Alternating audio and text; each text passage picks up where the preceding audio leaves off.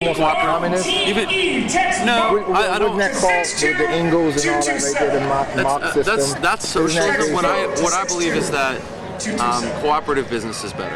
Cooperative institutions, forms of like local economies, like local economics is more sustainable and I'll give you look up local currencies. Look up the Ithaca hour in Ithaca, New York. There's a local currency. It's based on $10 an hour as a living wage, and it's a currency that's given through the community to people to do like work on my house or work on my lawn, and it's created hundreds of thousands of dollars. Ithaca economy. Yeah, it's the Ithaca hour. That's the name of their currency. Okay. And it's $10 an hour for everyone. That's their minimum. And there's cooperative among businesses that you can spend. It's like a timeshare, for your body, for like your work. And it's lifting up. It's creating a microeconomy there that's becoming independent more independent from the dollar, from imports and things like that. And if we had local production and worker-controlled operations, like there's some food co-ops out there in a lot of cities where the workers can control they run the shop floor as a committee. Okay. And they run it, and everybody. There are people who do individual tasks, but they're not the boss.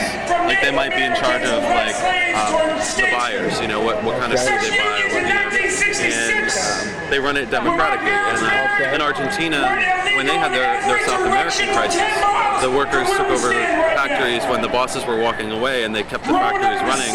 And because the bosses walked away when they were getting the most money in their salaries, there actually was a lot less in administration costs. Sure. So they just ran it themselves, and it was an affordable way to run the factory. So I think organizing unions and workplaces and getting workplace democracy and firing your bosses, and you know what I mean, like that. Like all the unions here probably could talk more about that. All right. Well, again, this right here is going to be a YouTube upload. Sorry for the left hand, brother. But I'm going to contact you guys, and I may be up there in November. Yeah, come all right? Give me a few more of those things. And I'm Okay. I'll look you up.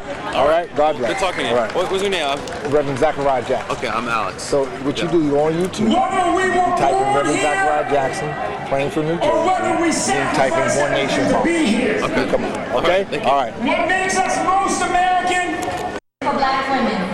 Like One Nation working together, Alpha Kappa Alpha is dedicated to fighting for education, social justice, environmental sustainability, health, poverty, and human rights. Thank you.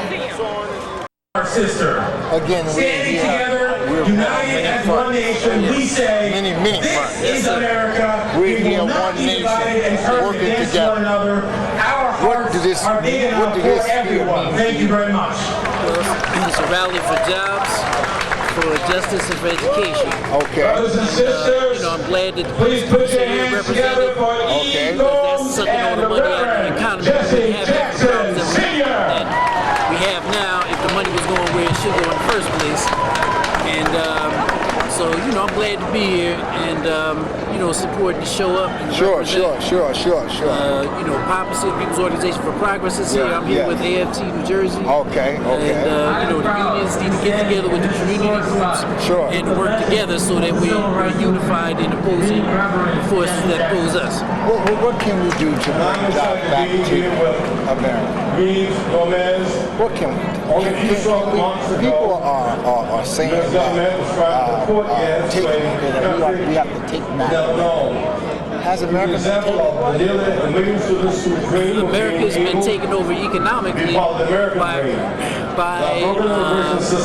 we have the highest level of income disparity since 1928. So what's happening is when we allow individuals to accumulate massive wealth and the majority of people to get stuck without when there's not viable jobs, when there's not opportunities, then we take away what previous generations referred to as the American dream.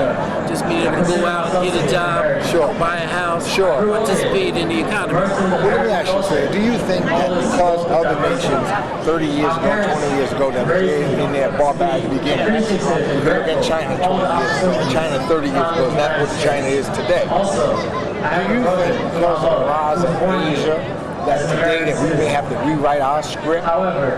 Maybe there will not be that, you know, that economic boost that we normally call out of? Yeah, we can't look at the economy and expect that things would be like they were even in the 30s and 40s when the unions were built, and the 50s and 60s when America was a sole economic superpower. Exactly. We have to take a look at what we have to think globally.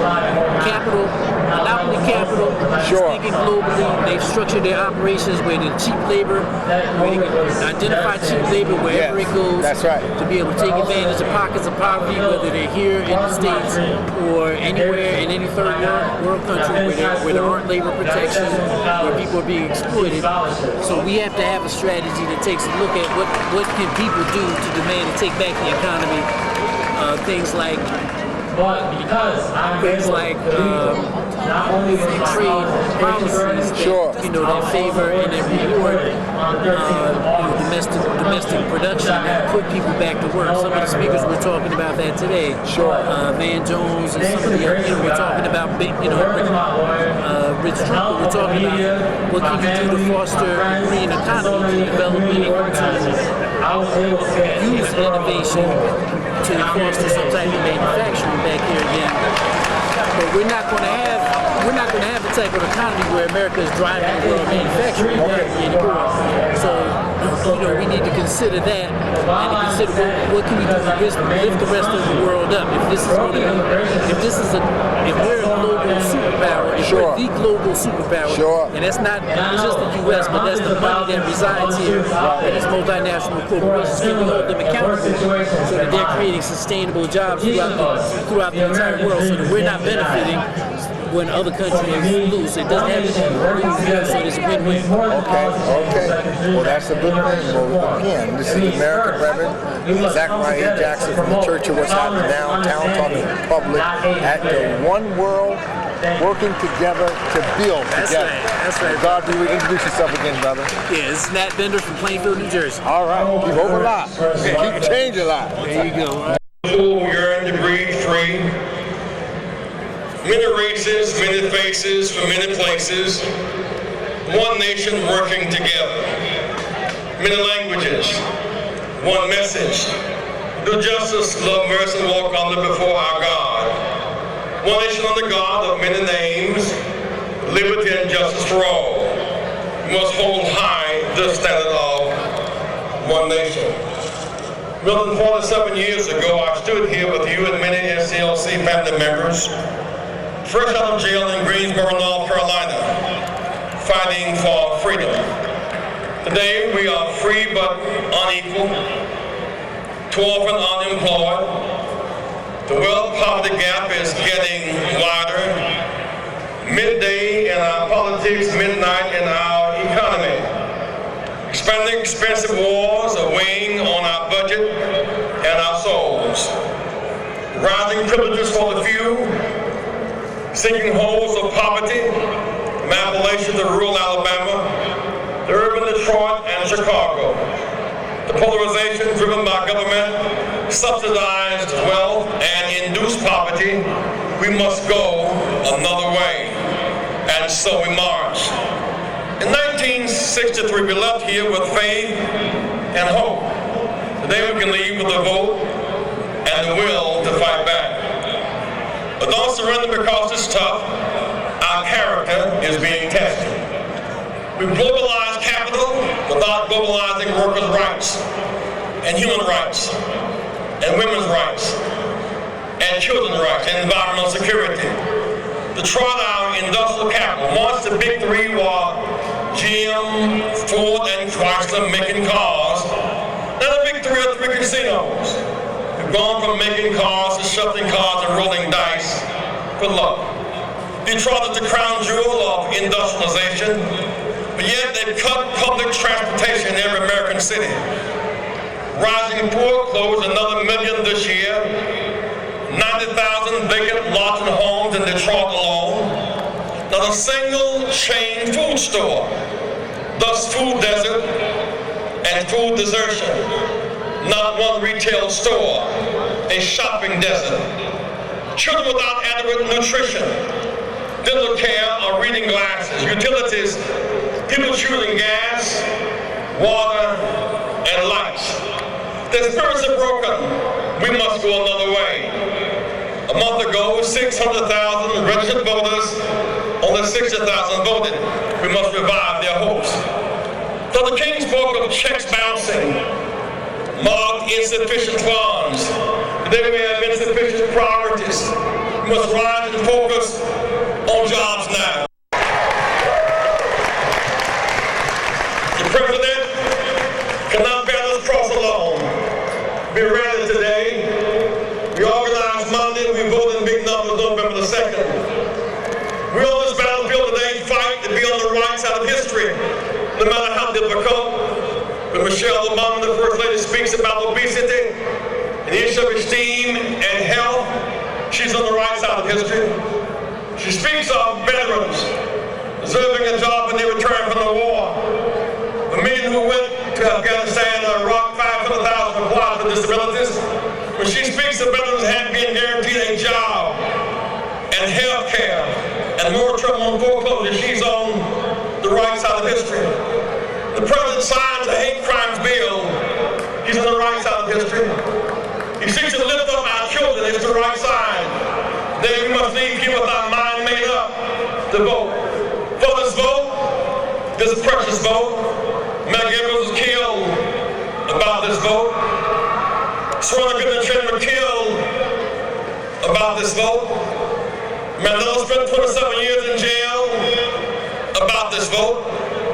We can use our strength to defend our gains about this vote. Secure our future with this vote. End unnecessary wars with this vote. March to forgive student loan debt about this vote. Use this vote for our future. This vote has power. Hold high our standard. Let nobody break your spirit. Today, we march, tomorrow we vote. It gets dark sometime. Don't let things tell you should not vote. Your vote has power. Your vote will elect Congress people and chair and sub-chairs. Your vote will elect city council and state legislators. There's power in this vote. We marched too long for the vote. Bled too much and died too young. Don't give up now. Stand up and fight back. I know it's dark sometime, but the morning comes. The Lord is our light and our salvation. We march in too many dusty roads. Behind too many funerals, don't you give up now. Don't you let them break your spirit. Weeping may endure for a night, but hold on and hold out, because joy comes in the morning. Cut the military budget. Don't cut defense. Reinvest in America. Jobs now. Jobs now. One nation now. One nation under God. Liberty. Justice. Indivisible now. Jobs now. Jobs now. Jobs now. Keep hope Alive! alive. Keep hope Alive! alive. Keep hope Alive! alive. Keep hope. Alive! Love you.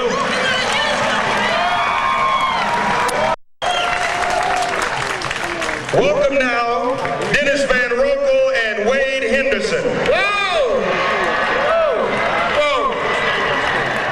That's all I'm gonna say. Access to nutritious food, exercise, and the arts, so that they're healthy and well balanced. I got to get the Jessies to hang out with me.